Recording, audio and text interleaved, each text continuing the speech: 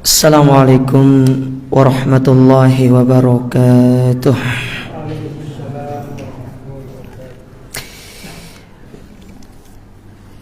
Innal hamdalillah nahmaduhu wa nasta'inuhu wa nastaghfiruh wa na'udzu billahi min shururi anfusina wa min sayyiati a'malina.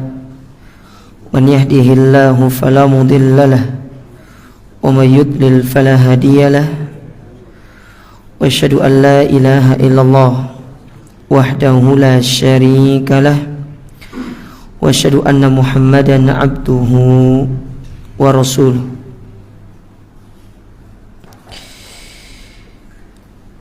Amma ba'du, kaum muslimin wal muslimat, para jamaah yang semoga senantiasa dirahmati Allah. Pertama-tama marilah kita bersyukur kepada Allah Subhanahu wa ta'ala atas segala nikmat yang Allah berikan kepada kita pada kesempatan ini. Alhamdulillah kita bisa melanjutkan kembali kajian kita dari tulisan yang ditulis oleh Fadilatul Syekh Abdul Salam Ibn Salim As-Suhaimi hafizahullahu ta'ala, dari kitab beliau yang berjudul Kun Salafiyan Alal Jaddah, jadilah salafi sejati. Taib, sekarang kita ulang sedikit dari atau pembahasan kita masih pada bab yang berkaitan dengan manhajus salaf fil akidah, bagaimana manhaj salaf dalam akidah. Dan kita mengambil ucapan beliau, penulis di sini. Beliau mengatakan, famin mumayyizati manhajis salaf, maka di antara keistimewaan dari manhaj salaf. Jadi setelah beliau menyebutkan tentang ringkasan dari manhaj salaf dalam berakidah, lalu beliau mengatakan di sini, dan di antara keistimewaan dari manhaj salaf, yang pertama beliau mengatakan sabatu ahlihi alal haqqi, yaitu kokohnya orang-orang yang berada di atas manhaj salaf, di atas kebenaran. Jadi senantiasa kokoh karena mereka berada di atas dalil. Wa ada mutaqallubihim kama hiya adatu ahlil ahwa, dan mereka itu tidak taqallub. Taqallub itu tidak mudah terombang-ambing, tidak mudah berbolak-balik sebagaimana kebiasaannya ahlul ahwa. Ahlul ahwa itu mereka akan mengikuti mana pendapat yang kuat menurut hawa nafsu mereka. Ketika ada pendapat yang mengalahkan mereka, mereka mengikuti pendapat tersebut. Dan ini metodenya ahlul ahwa di dalam mereka berakidah. Jadi kalau ada pendapat yang pendapatnya itu lebih kuat dari pendapat mereka, mereka akan mengikuti pendapat tersebut. Sementara manhaj salaf, karena mengikuti dalil, tidak ada yang lebih kuat daripada dalil, tidak ada yang lebih kuat daripada Al-Quran dan Sunnah. Makanya Al-Quran dan Sunnah itu kebenarannya sifatnya mutlak, kebenaran yang bersifat mutlak, tidak ada di atas keduanya itu pendapat yang lain. Al-Quran dan Sunnah itu puncak dari dalil yang harus kita ikuti. Sedangkan pendapatnya manusia itu bisa salah, bisa benar. Makanya kita harus menimbangnya dengan dalil, ya, menimbangnya dengan dalil. Qala Hudzaifah li Abi Mas'ud, berkata Hudzaifah ibnul Yaman, sahabat Nabi yang mulia, kepada Abu Mas'ud rahimahullahu ta'ala, beliau mengatakan, inna dhalalata, sesungguhnya yang disebut dengan kesesatan itu, kata beliau nih, sesungguhnya yang disebut dengan kesesatan itu adalah anta'rifa ma kunta tungkir, yaitu engkau mengetahui atau engkau membenarkan apa yang dahulu engkau ingkari. Dulu engkau ingkari perkara ini, tapi sekarang kau benarkan. Karena satu hawa nafsu yang mendorong dirimu. Kita bilang dulu ini tidak benar, tapi sekarang kita benarkan. Kita dulu membantah perkara-perkara tersebut, tapi kok sekarang malah dibenarkan. Padahal jelas-jelas yang dibantah itu adalah kebatilan. Tapi karena dia golabatul hawa, istilahnya dia terkalahkan dengan hawa nafsunya, maka tadinya pendapat yang di atas kebenaran dia tinggalkan, dan dia mengikuti pendapat yang menyimpang dari Al-Quran dan Sunnah.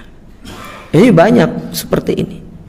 Makanya antum tidak usah heran kalau ada orang yang bilang saya tobat dari salafi. Tidak ada orang tobat dari salafi itu.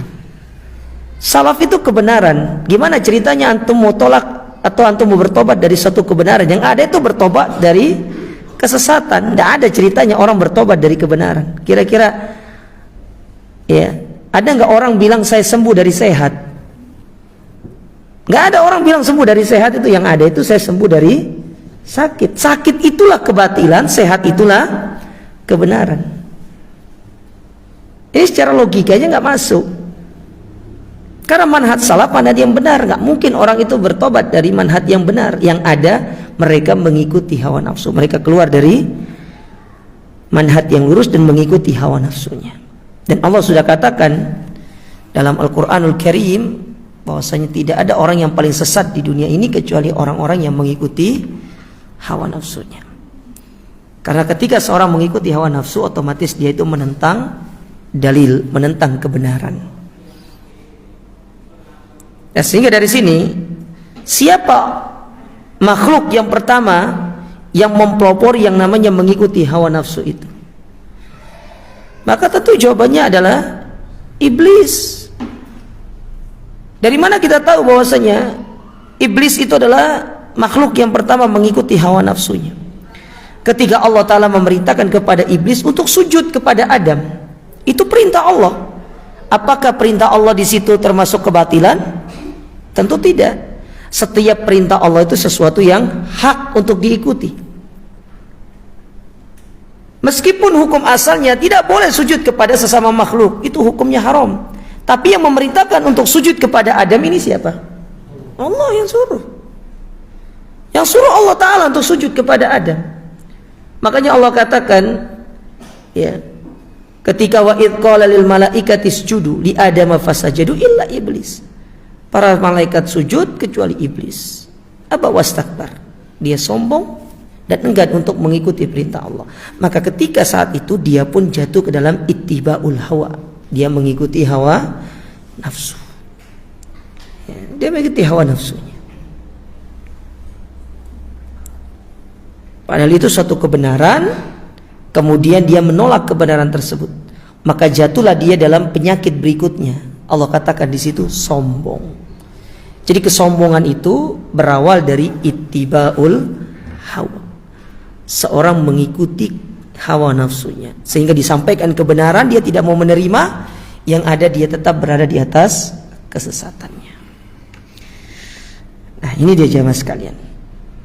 Kemudian Hudzaifah melanjutkan ucapannya dengan mengatakan wa tunkiru ma kunta ta'rif, dan engkau mengingkari yang sebelumnya itu engkau benarkan. Kalau tadi membenarkan apa yang diingkari, sekarang mengingkari sesuatu yang dibenarkan sebelumnya. Jadi dibolak-balik.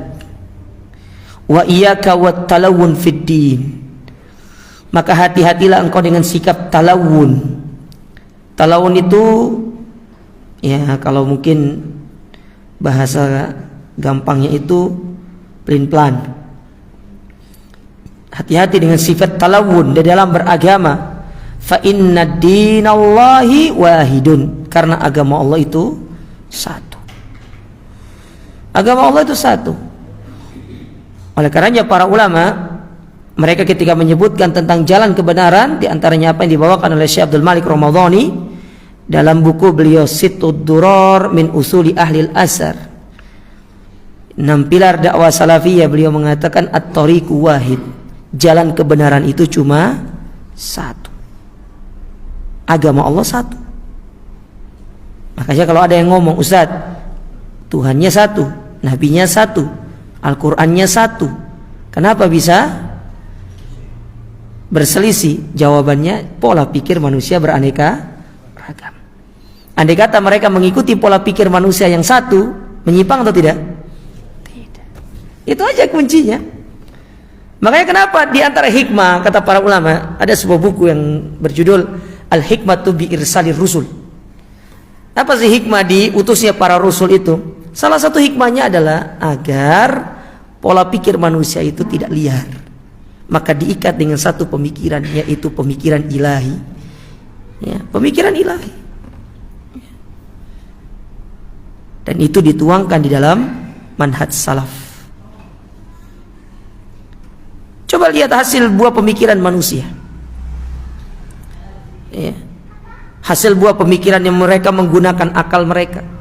Dan itu sudah dimulai sejak sebelum Masehi, ketika zamannya Yunani sana. Ya, antum kalau lihat bagaimana dahulu Yunani, mereka membangun pola berpikir mereka. Kata para ulama, sebenarnya ilmu filsafat itu kalau dalam dunia yang sosial itu tidak ada masalah sebenarnya, tetapi harus ditimbang dengan Al-Quran dan Sunnah. Tetapi kalau sudah berkaitan dengan teologi yang berkaitan dengan Allah Ta'ala, itu yang harus dihindari. Ya, itu yang harus dihindari. Karena tidak boleh kita berbicara sesuatu tentang Allah Ta'ala yang tidak dibangun di atas dalil yang syar'i. Nah, coba lihat pola pikir manusia beraneka ragam. Dan itu kan buah dari ketika mereka menggunakan akal mereka semata-mata untuk memahami agama, muncullah pemikiran-pemikiran yang beraneka ragam. Kalau kita dalam agama kita itu ada pemikiran Mu'tazilah, ada pemikiran Jahmiyah, ada pemikiran A, B, C, D. Dan rata-rata semua pemikiran mereka itu dibangun di atas landasan akal semata, yang mana akal mereka itu bertentangan dengan dalil Al-Quran dan Sunnah. Nah, ini dia yang perlu untuk dipahami, jemaah. Agama Allah itu satu, kitabnya satu, Al-Qurannya satu, dalil-dalilnya satu. Ya, kenapa manusia bisa menyimpang? Ya, disebabkan karena mereka tidak mengikuti pemikiran yang satu. Ya, mereka tidak mengikuti pemikiran yang satu.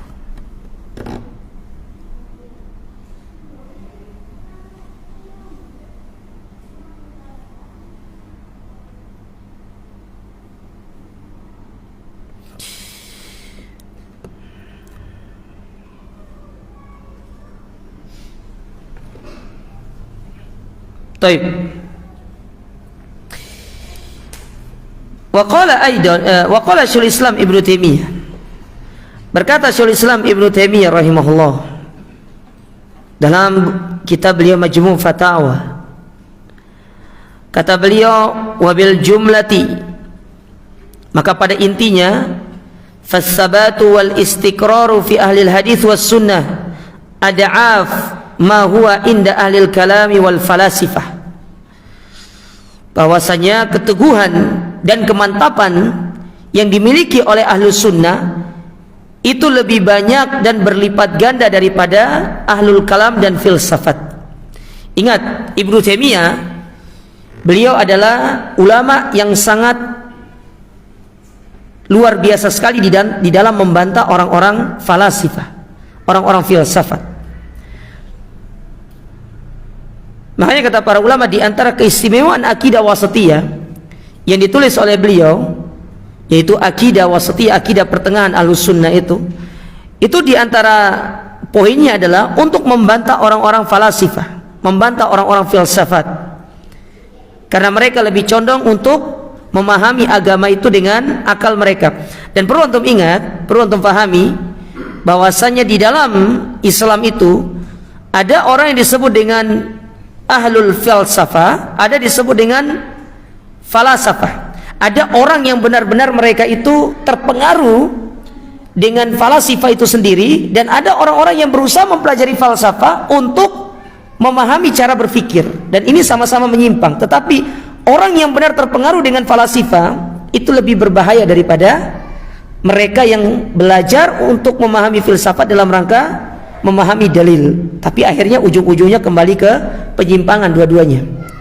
Siapa di antara contohnya orang yang terpapar dengan pemahaman falasifah secara tulen itu? Di antaranya seperti Ibnu Sina. Ibnu Sina itu orang yang benar-benar terpapar dengan pemahaman falasifah. Makanya ada orang berbangga dengan Ibnu Sina dari sisi kedokterannya, nggak ada masalah. Tetapi kalau berbangga dengan dari sisi akidahnya, maka dia berakidah falasifah. Ya, bahkan para ulama sampai mengkategorikan Ibnu Sina itu bisa keluar dari Islam, karena dia memiliki pemikiran yang luar biasa berbahaya. Kemudian yang kedua diantaranya yaitu Al-Farabi namanya. Pernah dengar Al-Farabi? Kalau antum tidak pernah masuk dunia falasifah, antum tidak pernah dengar yang namanya Al-Farabi, Ibnu Sina. Ibnu Sina antum kenalnya adalah sebagai ahli di dalam dunia kedokteran dan dunia kesehatan, dan itu diakui oleh orang-orang barat, termasuk peradaban Romawi yang mereka itu sangat luar biasa sekali. Peradaban Romawi dan Yunani, mereka itu mengakui tentang Ibnu Sina itu sebagai ahli dalam kesehatan. Tetapi dari sisi akidah, Ibnu Sina itu adalah orang yang terpengaruh dengan falasifah. Di antara falasifah yang diambil itu di antaranya seperti Sokrates, kemudian Pluto, Aristoteles dan semacamnya. Al-Farabi. Kedua tokoh ini adalah dua tokoh yang sangat terpengaruh sekali. Ada yang ketiga sebenarnya, namanya Al-Kindi. Ya, ada namanya Al-Kindi. Tetapi Al-Kindi tidak seperti Ibnu Sina dan Al-Farabi. Antum paham nggak apa yang saya sampaikan ini? Ngerti ya? Iya. Kalau nggak ngerti kita skip. Ya, karena memang berat masalahnya. Karena ini banyak terjadi di tengah-tengah kaum muslimin. Nah, kemudian ada mereka ahlul falasifah yang mereka itu berusaha untuk memahami filsafat dalam rangka untuk memahami dalil syar'i. Di antaranya mereka seperti Mu'tazilah, kemudian Jahmiyah, ya, kemudian Asy'ariyah. Nah, itu orang-orang yang terpengaruh dengan filsafat, yang mereka memahami filsafat tapi tujuannya untuk memahami dalil, akhirnya pun kebablasan gitu loh. Ya, makanya Imam Syafi'i rahimahullah, beliau bersikap tegas dengan orang-orang yang mempelajari filsafat. Kata beliau, hukumanku kepada orang yang mempelajari filsafat atau ilmu kalam itu, aku akan pukul dia dengan pelepah kurma, kemudian aku akan arak dia di atas onta untuk dikelilingkan ke kaum-kaum sambil mengatakan inilah hukuman bagi orang yang mempelajari filsafat. Karena menjadikan orang akhirnya tidak percaya dengan ketuhanan. Karena objek filsafat itu sendiri, para ikhwan sekalian ya, mereka itu berbicara tentang Allah yang mana Allah itu antum tidak pernah lihat. Lalu dia berupaya untuk bagaimana menjadikan Allah itu sesuatu yang memiliki fisik gitu, padahal antum tidak pernah lihat tentang Allah Ta'ala. Makanya mereka berbicara tentang istiwa Allah, berbicara tentang tangan Allah, berbicara tentang ini segala macam, berbicara tentang sesuatu yang belum pernah mereka lihat tetapi berusaha untuk difisikkan. Nah, berbeda dengan filsafat yang berbicara dalam dunia biologi, misalkan tentang anatomi tubuh manusia, dalam dunia kedokteran anatomi, antum melihat tubuhnya manusia itu sehingga antum bisa berpikir, oh berarti tubuhnya, kulitnya itu bisa jadi unsurnya seperti ini, itu tidak ada masalah. Antum berbicara tentang sesuatu yang mahsus, yang bisa antum lihat, bisa antum raba, bisa antum pegang. Sementara Allah Ta'ala, antum tidak bisa melihat Allah, antum tidak pernah melihat Allah. Bagaimana antum berbicara sesuatu yang tidak pernah antum melihatnya? Makanya kata para ulama, ketika kita berbicara tentang filsafat yang berkaitan dengan ilmu-ilmu seperti ilmu dunia, seperti fisika, kimia, biologi, kedokteran misalkan, semua ada filsafatnya. Maka dalam hal ini selama tidak melanggar koridor, tidak melanggar aturan agama, tidak ada masalah.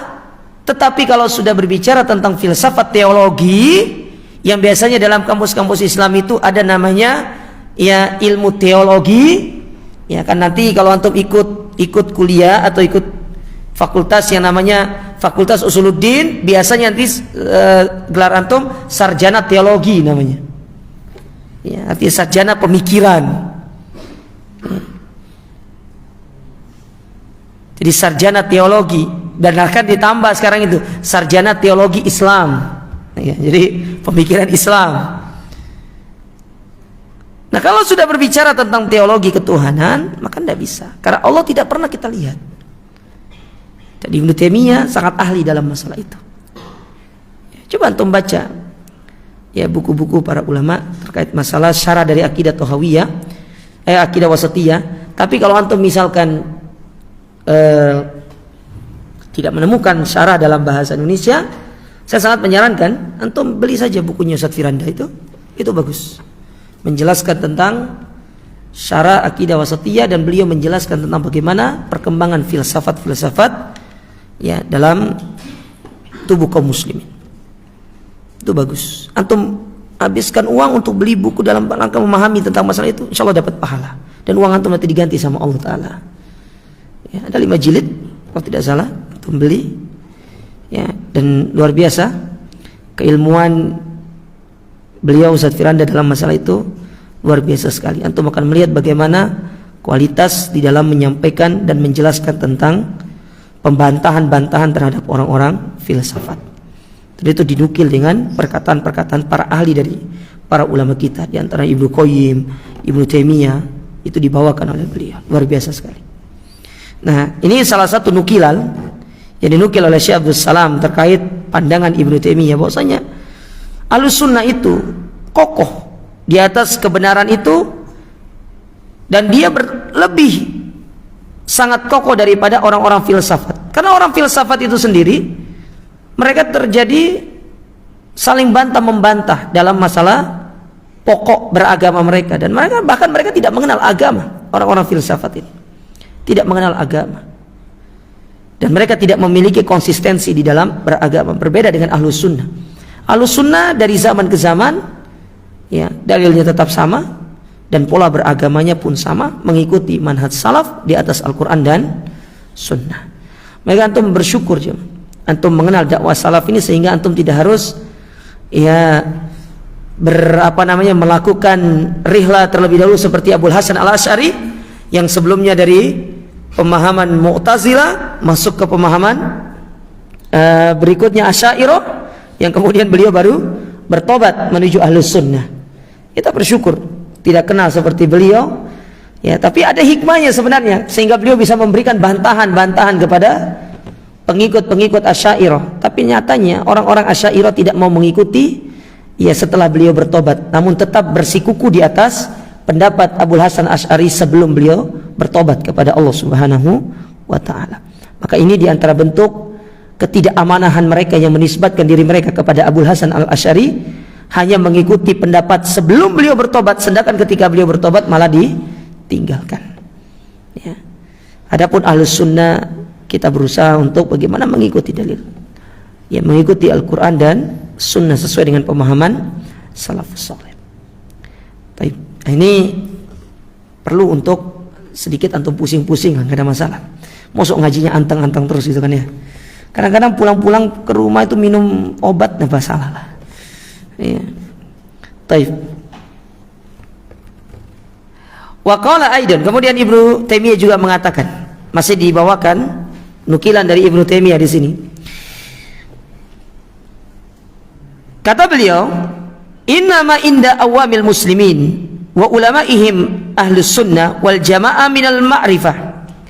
Sesungguhnya apa yang ada pada kaum muslimin secara umum dan pada para ulama, yaitu ahlus sunnah, berupa ma'rifat wal yakin, keyakinan, wat tuma'nina, ketenangan, wal jazmi bil haq, ya, serta kemantapan di dalam kebenaran, wal qaul tsabit, ucapan yang kokoh, wal qat'u atau wal qat'i bima hum alaihi, dan kemudian kepastian terhadap apa yang mereka tempuh, amrun la yunazi'u fihi illa man salabahu Allahul aqla wad din, yaitu satu perkara yang tidak akan diperselisihkan kecuali orang-orang yang Allah hilangkan akal dan agamanya. Artinya ketika Allah Ta'ala menutup akal mereka untuk berfikir, jadilah mereka itu orang-orang yang akan menyimpang. Karena pada hakikatnya orang awam sendiri itu meyakini tentang Allah itu berada di atas. Orang awam itu yang dia fitrahnya fitrah yang lurus, meyakini Allah itu berada di atas. Dan itu sudah banyak diakui oleh orang-orang awam. Antum tanya orang-orang awam itu, mereka meyakini Allah itu di atas. Tidak perlu pakai ilmu yang terlalu mendalam masalah ini. Allah itu di atas. Orang awam, orang yang jarang ngaji, mungkin bahkan yang tidak pernah ngaji, antum tanya. Tidak perlu antum tanya lah, dengan sendirinya dia akan menyebutkan. Kalau antum sampaikan satu pertanyaan, ya, contoh misalkan ada orang awam lama nikah belum punya anak, antum tanya, kenapa antum belum punya anak? Loh, yang di atas belum ngasih. Dia ngomongnya di atas belum ngasih. Tidak pernah antum temukan yang di mana-mana belum ngasih. Antum pernah temukan kayak gitu nggak? Ya. Tidak pernah. Kalau dia dapat musibah, selalu dia ngomong, sudah kita serahkan kepada yang di atas sudah. Pernah nggak antum temukan mereka ngomong, kita serahkan kepada yang di mana-mana? Ini awam loh, orang awam yang fitrahnya lurus, dia akan mengakui ya Allah itu berada di atas. Tetapi ketika akal dan agamanya ditutup sama Allah Ta'ala, disitulah ittiba'ul hawanya berada. Dia akan mengatakan, oh Allah di mana-mana. Ya, kita tidak boleh mengatakan Allah di atas, karena Allah nanti bertempat, sementara Allah tidak butuh kepada tempat. Kenapa antum sibuk dengan semua itu? Sementara Allah Ta'ala sendiri mengatakan Allah itu berada di atas. Ya. Gunakan pemikiran yang simpel gitu loh. Allah di atas sudah, dalilnya jelas. Dalilnya jelas. Kalaupun antum mengatakan Allah di mana-mana, maka kita katakan bukan Allahnya di mana-mana, tetapi ilmu Allah Ta'ala yang berada di mana-mana. Karena ilmu Allah meliputi segala sesuatu. Tapi kalau Allahnya sendiri, Allah itu berada di atas, bersemayam di atas arasnya. Aras itu seperti apa? Wallahu a'lam. Kursi itu seperti apa? Yang digunakan sebagai tempat kakinya Allah Ta'ala. Terus kursi itu sebesar apa? Wallahu a'lam. Kenapa antum terus memikirkan sesuatu yang tidak ada keterangan lebih detail dalam masalah itu? Dan sering saya sampaikan sebuah analogi sederhana. Jangan kita berbicara tentang masalah seperti itu yang terlalu tinggi. Antum coba deskripsikan secara mendetail ruh itu seperti apa. Yang antum kemana-mana dengan membawa ruh. Ruh itu seperti apa? Kalau ruh antum tidak ada, antum tidak bisa jalan, sudah masuk dalam kubur. Ruh itu seperti apa? Nggak ada yang tahu. Apakah ruh itu seperti tubuh kita, ada telinganya, ada hidungnya? Ataukah ruh itu hanya sebuah cahaya yang menggumpal kemudian masuk? Nggak ada yang tahu ruh itu seperti apa. Jangankan kita yang ilmu terbatas, yang Nabi SAW dapat wahyu dari Allah Ta'ala, ditanya tentang ruh, Nabi nggak bisa jawab. Allah hanya memberikan keterangan kepada beliau, yas'alunaka 'anir ruh qulir ruh min amri rabbi. Mereka bertanya kepadamu tentang ruh, tinggal jawab, ruh itu urusannya Allah. Selesai urusan. Close the door. Ya, nggak usah panjang-panjang sudah. Sesuatu yang tidak ada keterangan secara gamblang, secara jelas seperti apa, sudah antum sampaikan apa adanya, setelah itu sudah diskusinya ditutup. Karena percuma. Kalau sudah demikian pasti akan jatuh ke dalam diskusi yang batil. Bukan lagi mencari kebenaran, tetapi lagi akan mencari pembenaran. Kalau sudah mencari pembenaran, ini bukan diskusi yang sehat. Diskusi yang sehat kita mencari kebenaran berdasarkan dalil, ada kitabnya. Kalau diskusi yang tanpa dalil, apalagi diskusi yang bukan mencari kebenaran tapi mencari pembenaran, ini repot. Ya. Ini repot seperti ini. Taib. Ini yang perlu untuk benar-benar kita pahami.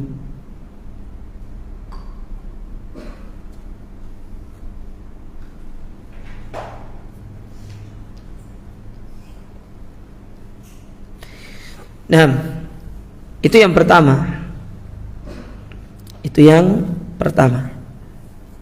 Yang kedua. Sekarang yang kedua. Di antara keistimewaan manhaj salaf yang disampaikan di sini,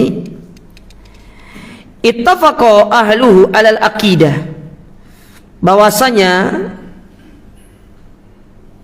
seluruh ahlus sunnah mereka sepakat berada di atas satu akidah.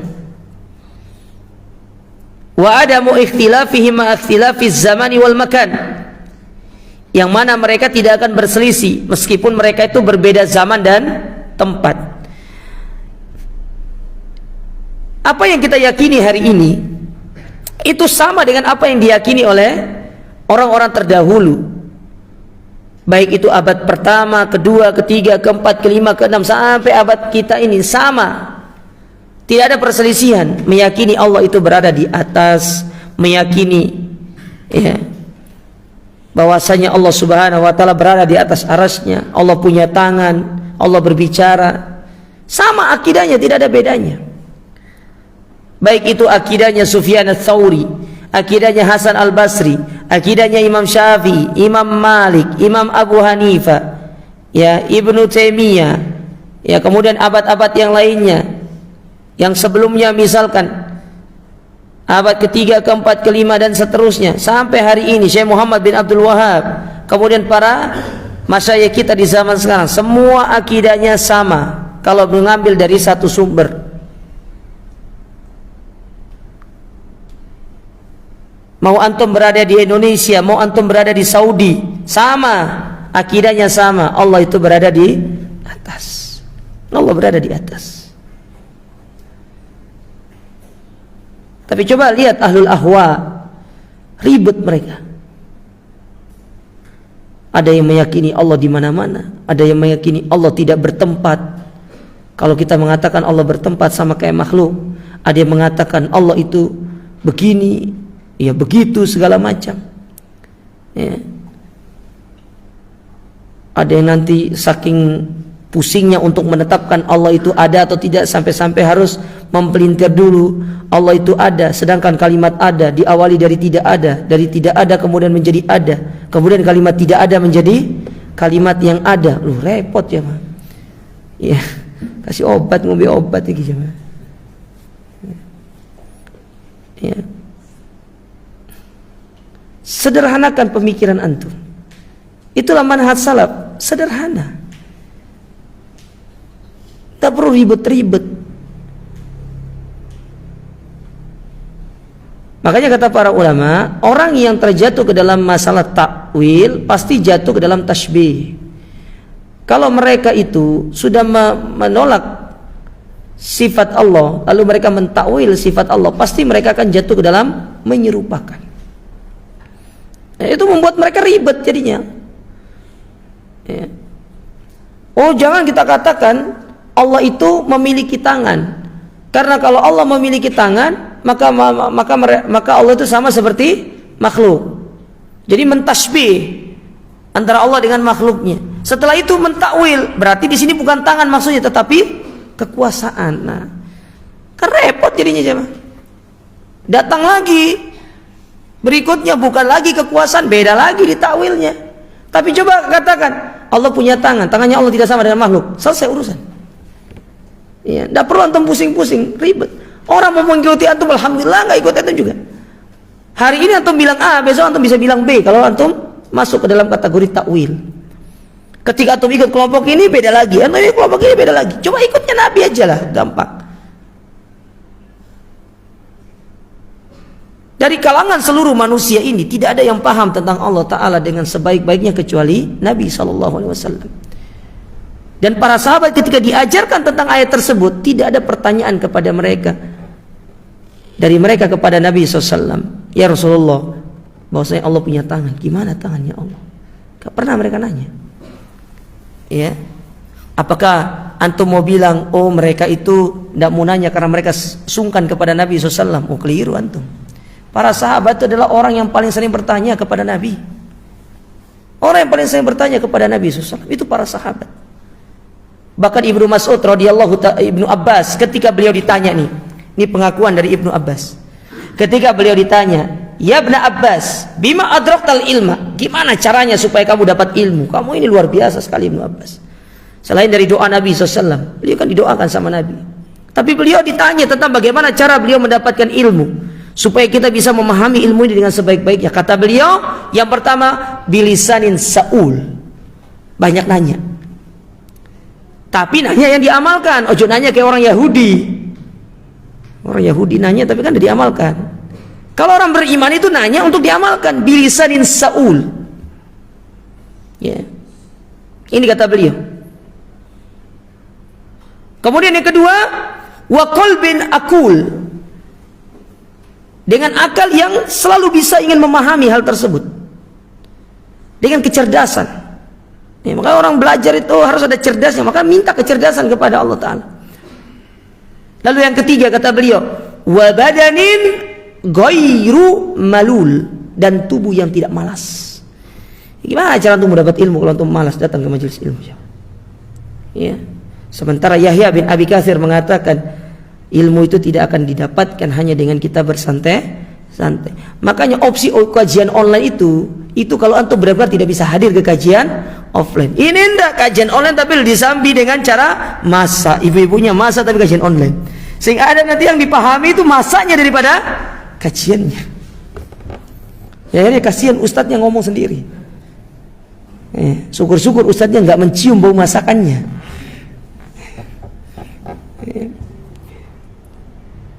Para sahabat itu orang paling banyak nanya sama Nabi SAW. Antusias para sahabat itu untuk bertanya kepada Nabi dalam urusan agama luar biasa sekali, dan itu dibenarkan oleh Hudzaifah ibnul Yaman. Ya, kata Hudzaifah, sebentar, Hudzaifah atau Mu'adz ya? Saya lupa. Ya, Hudzaifah kalau tidak salah. Beliau mengatakan, kana nas yas'aluna 'anil khair wa kuntu as'alu 'anis syarr. Dulu manusia banyak nanya tentang perkara-perkara kebaikan, sementara aku bertanya tentang perkara keburukan. Dan ini sebagai tanda, kata para ulama, para sahabat itu adalah orang yang paling banyak bertanya kepada Nabi. Adapun kita sekarang jarang kita bertanya kepada guru-guru kita. Ya banyak nanya. Cuma kadang-kadang ustadz juga ya repot juga kalau ditanya sama jamaah, nanti bilang oh jamaah kita akeh tahkonnya gitu. Nggak gitu juga. Tapi kalau antum nanya ya amalkan gitu loh, biar nanti tidak kesannya banyak nanya tapi tidak diamalkan. Ya. Dan perlu pertanyaan itu yang penting-penting coba. Para sahabat itu bertanya yang penting. Kalau pertanyaan nggak penting itu nggak perlu ditanyakan. Kayak contoh, Ustaz, malaikat makan apa? Apa urusannya antum mau tanya malaikat makan apa? Antum mau kirim online gitu? Antum mau pesan online gitu untuk kirim malaikat itu? Ya. Itu contoh pertanyaan yang tidak berbobot. Ya, nggak ada bobotnya itu. Apalagi antum sekelas mahasiswa, pertanyaan nggak berbobot, Allah jamaah top antum. Nah, itu yang kedua. Ya, dimanapun berada, Ahlus Sunnah itu akan tetap satu. Ya, akan tetap satu. Kemudian yang ketiga, di antara keistimewaan Ahlus Sunnah ini, ya, manhaj salaf ini jemaah, wa annahum a'lamun nas bi ahwalin Nabi sallallahu wa af'alihi wa aqwalihi. Mereka itu adalah orang yang paling mengetahui satu, keadaan Nabi, yang kedua perbuatan Nabi, yang ketiga ucapan-ucapan Nabi. Karena mereka bergelut dengan dalil. Ya. Wa a'dhamuhum tamyizan baina sahihiha wa sakimiha. Dan inilah ya pembeda atau keistimewaan yang paling agung di antara kaum muslimin. Ahlus Sunnah itu paling perbedaannya di sini, paling mengenal Nabi, paling mengerti Nabi, paling memahami ucapan Nabi, paling memahami tentang perbuatan Nabi SAW. Karena kita belajar tentang dalil-dalil tersebut. Adapun mereka lebih sibuk dengan ucapan-ucapan guru-guru mereka. Bukan tidak boleh, tetapi ketika kita lebih mengangkat guru-guru kita daripada dalil sudah berbicara A, lalu guru antum bicara B, antum lebih mengikuti, kebanyakan lebih mengikuti gurunya, meninggalkan dalil. Jadi mereka adalah orang-orang yang paling mengetahui kondisi Nabi SAW, dan ini menjadi keistimewaan yang paling agung. Lidzalika fahum asyaddun nasi hubban lis-sunnah. Maka oleh karena itu mereka adalah orang yang paling cinta terhadap sunnah. Wa ahrasuhum ala ittiba, dan yang paling semangat dalam mengikuti sunnah tersebut. Wa aktsaruhum muwalatan li ahliha, dan mereka adalah orang yang paling muwala, paling loyal, ya, paling loyal kepada orang-orang yang mengikuti sunnah. Jadi kepada orang mengikuti sunnah mereka sangat loyal sekali, ya. Makanya Ahlus Sunnah itu cinta kepada Ahlus Sunnah, tetapi mereka membenci kepada pelaku bid'ah. Bukan berarti membenci personalnya, antum harus pahami ya, bukan membenci personalnya. Kalau kita muamalah biasa silakan, tetapi kita membenci pemahamannya, cara beragamanya, itu yang kita benci, karena mereka menyelisih Al-Quran dan Sunnah. Tapi kalau orangnya antum muamalah, fadol, jangan sampai antum campur adukan antara urusan agama dengan dunia. Jangan nanti ada antum jualan ya, ada orang datang ke toko antum, kamu ngaji di mana? Ikut kajian di mana? Oh, saya ikut kajian di sini. Ah sudah, kamu bukan Ahlus Sunnah, kamu tidak boleh belanja di sini. Insya Allah 1 bulan tutup toko antum ya. Tutup tuh kan, nggak boleh kayak gitu. Justru disitulah kita berupaya untuk bagaimana mendakwahkan mereka, kan begitu. Nah ini yang terkadang harus difahamkan kepada sebagian kaum muslimin, karena kadang-kadang mereka salah di dalam memahami perkara ini. Taib. Yaqulu Syekhul Islam Ibnu Taimiyah, berkata Syekhul Islam Ibnu Taimiyah, masih dalam kitab beliau Majmu' Fatawa, beliau mengatakan, fa innahu mata kana Rasul sallallahu alaihi wasallam akmalal khalqi wa a'lamahum bil haqa'iq wa aqwamahum qawlan wa halan.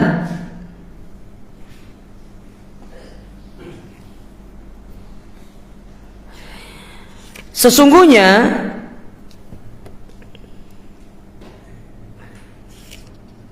Rasul sallallahu alaihi wasallam itu adalah makhluk yang paling sempurna, yang paling mengetahui tentang kebenaran,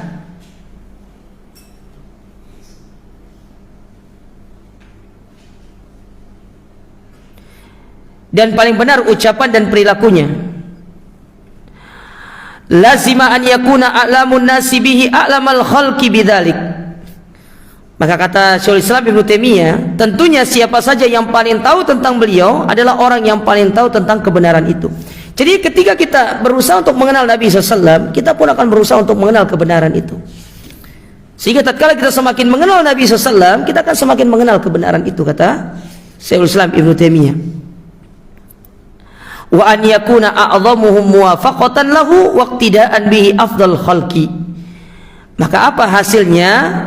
Ya, maka tentu niscaya kita akan menjadi orang yang paling mengikuti beliau, disebabkan karena beliau itu adalah orang yang paling utama untuk diikuti, ya, orang yang paling afdal. Tidak ada orang yang paling afdal untuk diikuti kecuali Nabi Shallallahu Alaihi Wasallam. Maka sehingga dari sini jamaah sekalian ya, penting untuk kita memahami tentang manhaj salaf ini berdasarkan pemahaman, atau agama ini berdasarkan pemahaman Nabi dan para sahabat. Karena satu, Nabi itu adalah orang yang paling afdal untuk diikuti dan orang yang paling mengetahui tentang kebenaran. Dan ketika kita mempelajari tentang beliau, pasti kita akan mempelajari tentang kebenaran tersebut, dan otomatis pasti kita termasuk orang-orang yang akan mengikuti bagaimana cara beliau beragama. Tapi wallahu a'lam bishawab, masih ada 3 poin yang berkaitan dengan ini. Insyaallah kita lanjutkan pada pertemuan berikutnya tahun depan insyaallah ya. Ya, kita ketemu setahun lagi, setahun depan insyaallah. Semoga Allah Ta'ala memberikan kita usia yang panjang, yang berkah untuk bisa bertemu pada tahun depan insyaallah ya. Wallahu a'lam bishawab. Kita akhiri subhanakallahumma rabbana bihamdika asyhadu an la ilaha illa anta astaghfiruka wa atubu ilaik. Wassalamualaikum warahmatullahi wabarakatuh.